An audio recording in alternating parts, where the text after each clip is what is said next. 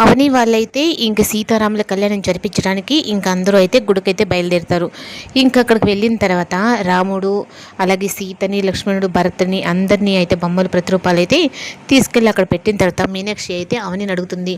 ఈ అవని మీ నాన్న ఖచ్చితంగా వస్తానన్నాడా అంటే, ఖచ్చితంగా వస్తానని చెప్పి అన్నాడమ్మా, అయినా నేను తీసుకొస్తానని చెప్పి అన్నాను కదా అని ఇంకా అవని అయితే ఇంక చక్రధరకి ఫోన్ చేయడానికి అయితే వెళ్తుంది. ఇంకా అలా వెళ్ళిన తర్వాత ఫోన్ అయితే ఇంకా రాజేశ్వరి దగ్గర ఉంటుంది.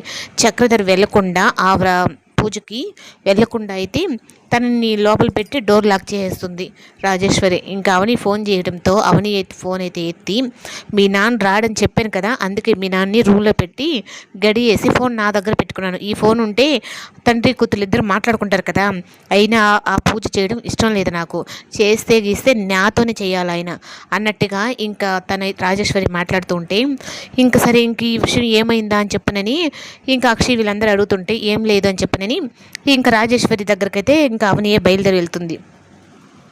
పూజ స్టార్ట్ అయ్యేటప్పటికి నేను వచ్చేస్తానండి మా నాన్న తీసుకోనని చెప్పననేసి వెళ్తే, ఇంకా అక్కడికి వెళ్ళిన తర్వాత రాజేశ్వరికి అలాగే అవనీకి అయితే మాత్రం ఇంకా చక్రధర విషయంలో పెద్ద గొడవే జరుగుతుంది.